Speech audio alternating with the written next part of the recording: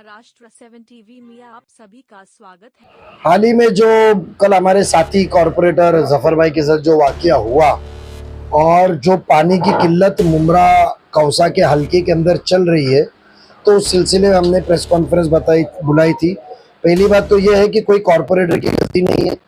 Corporator ने अपनी मेहनत करके कॉरपोरेशन से 240 करोड़ रुपया तकरीबन हमने पानी के लाइन के लिए दिया था।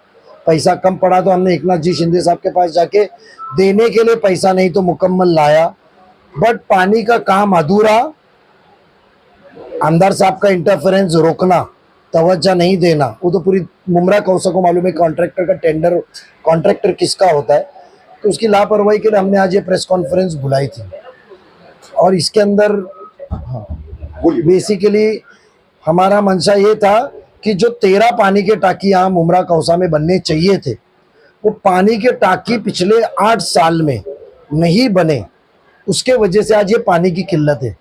नजीब भाई, आपने प्रेस कॉन्फ्रेंस के दौरान काफी लंबी चौड़ी बातचीत हुई है, तो उसे मैं संक्षिप्त में लेना चाहता हूँ शॉर्ट में। आपने 2 उसमें चरण बताए निधि के, जिसमें एक 240 करोड़ की पानी की पूरे मुमरा कौसा दीवा की रिमॉडलिंग योजना का पैसा है, और उससे पहले कुछ निधि का जिक्र किया आपने, फंड का जिक्र किया है जो आप लोगों ने, आप बता रहे कि वो पास कराया है। तो वो पहला मतलब कितना आपने, जैसे कि कुछ इलाकों में सुधार वाला मामला है, तो वहां पर जो कुछ टप्पों के अंदर आपने बताई, इतनी निधि पहले हमने मंजूर कराई थी मनपा से।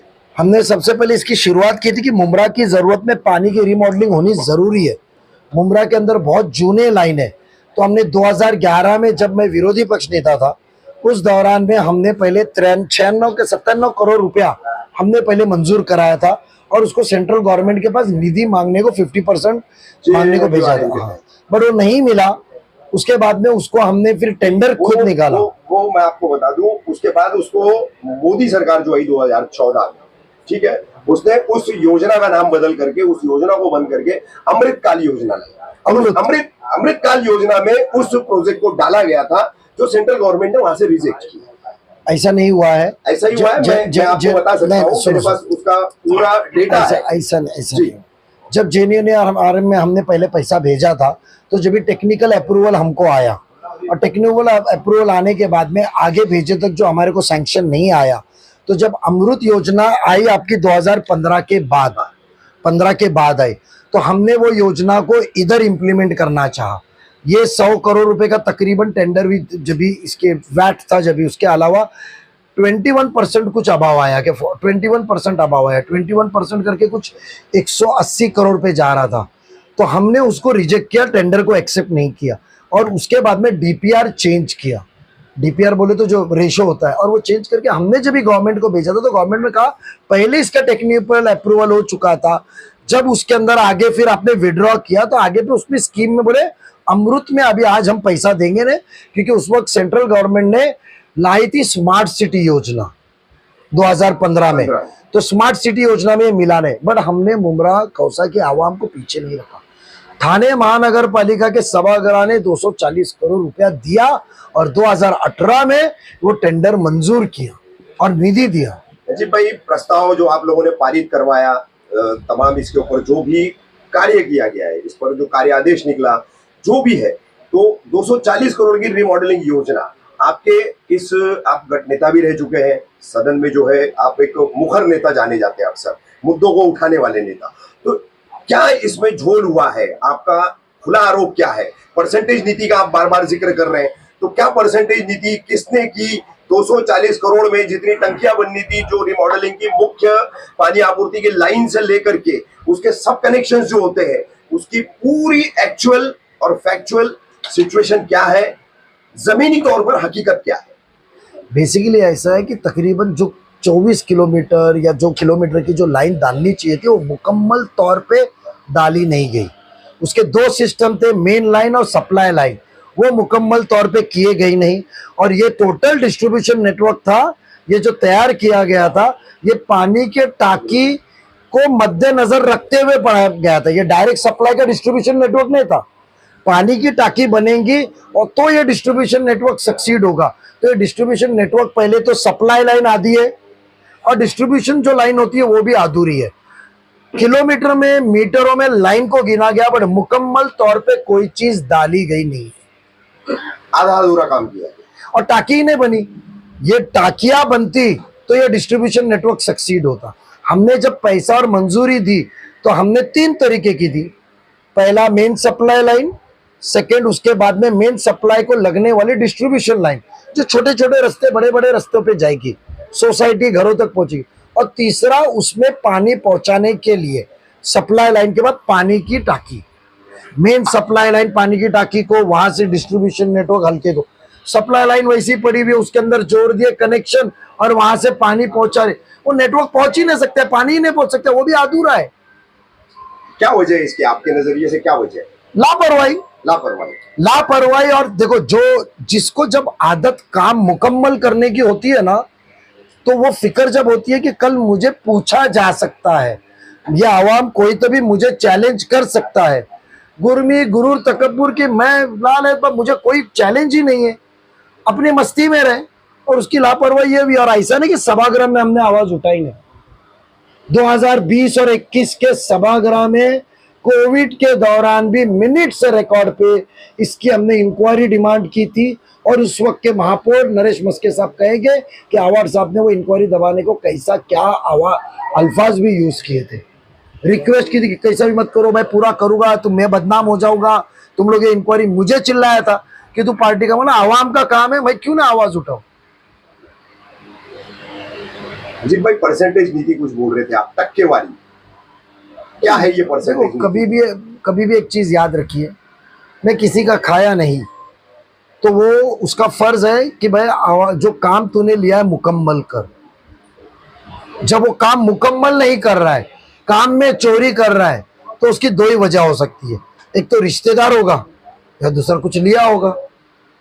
अजीत भाई, पानी आपूर्ति की जो समस्या शहर की चल रही है और ये तमाम लेखा जोखा, रिमॉडलिंग योजना, उनका फंड और उस अधूरे काम का ठीकरा आप विधायक पर फोड़ रहे हैं, उस एमएलए पर फोड़ रहे हैं जिसके आप एक पुराने साथी रह चुके हो। लेकिन आपको ऐसा नहीं लगता है क्या इसके लिए कहीं ना कहीं अवैध इमारतें जो धड़ल्ले से बन रही है हर प्रभाग समिति में, उसके अलावा जो अवैध कनेक्शंस लिए जाते हैं, उसके अलावा जिस आपके प्यारे कारपोरेटर की आप बात कर रहे हैं, उन्हीं के प्रभाग की महिलाओं ने, उसी इलाके की महिलाओं ने खड़े रह करके उनके लोगों के नाम लेकर के, उनका नाम लेकर के आरोप लगाया कि 50,000 1 लाख रुपया जो है इलीगल कनेक्शन देने का इनके लोग और ये लेते हैं। उस पर क्या कहेंगे?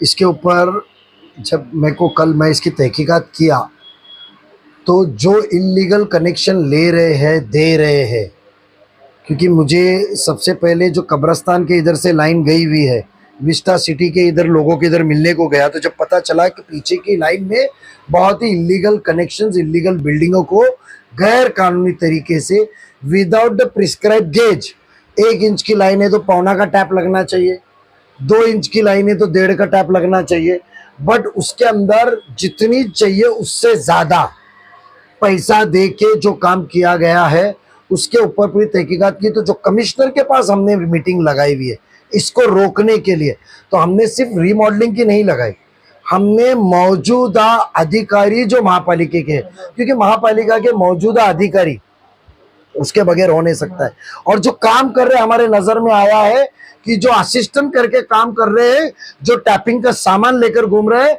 वो सब कॉन्ट्रैक्ट बेस के है, जिसका रिकॉर्ड ही नहीं है। मैं यहाँ नाम नहीं लेना चाहता हूँ। जो जिन कारपोरेटर के समर्थन में जिनके करियर की बात जो है वो की गई है, उस खबर का हवाला देते हुए आपने प्रेस कॉन्फ्रेंस का दूसरा मुद्दा बोला, तो उन्हीं पर और उनके साथियों पर वहां की ही स्थानीय महिलाएं, वहीं की रहवासी, उन्होंने खुलेआम आरोप लगाया कि ये पैसे लेते हैं 50,000 1 लाख। वो वीडियो मैंने देखा नहीं, बट मैंने कल एक वीडियो देखा जो आपके जरिए था कि जहां कुछ महिला उस कॉर्पोरेट के जो वो पैसा क्यों लेगा, जब वो पैसा दूसरों को देता है वो क्यों लेगा, मैंने ये सुना था। बट जब भी आप कहते होगे तो किसी ने उस तरीके का आरोप, नहीं, आप कहे तो किसी ने कहा होगा, वो आरोप कहीं ना कहीं चिंगारी निकली होगी, तो आपने मुद्दा लाया है, तो ये निकली, हाँ आया रहेगा, तो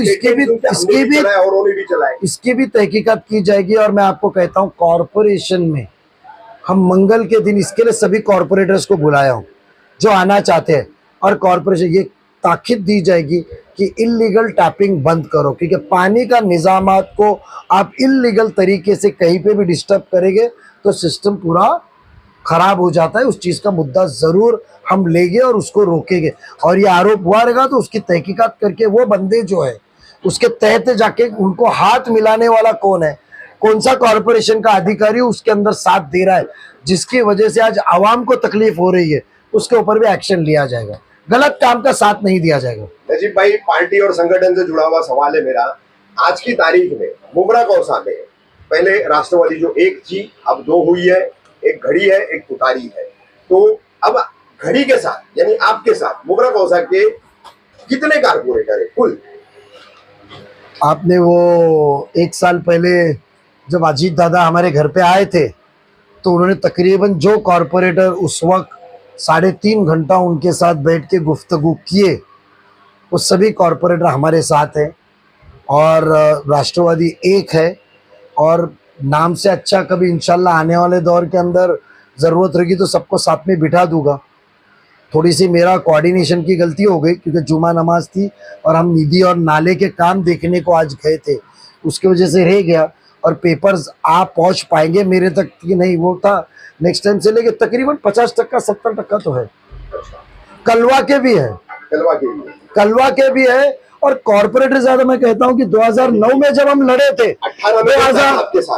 2009 में हम जब लड़े थे तो जब हमारे कॉर्पोरेटर्स कहाँ थे, समाजवादी थी, कांग्रेस थी, कांग्रेस के भी हमारे एंटी थे सब, तो सब साथ दिए ना। तो जो नगर सेवक आवाम का भला कर सकता है और जो बोले वो कर सकता है, इसीलिए कम प्रेस कॉन्फ्रेंस, जो मुद्दे हैं मैं उसी की प्रेस कॉन्फ्रेंस लूंगा। और जो इश्यूज है, ठीक है, अभी आने वाले दिनों में हमारे दूसरा भी एक इशू है, बट मैं आपके ऊपर तवज्जो दूंगा कि 15 मिनट में वो खत्म किया जाए। शुक्रिया।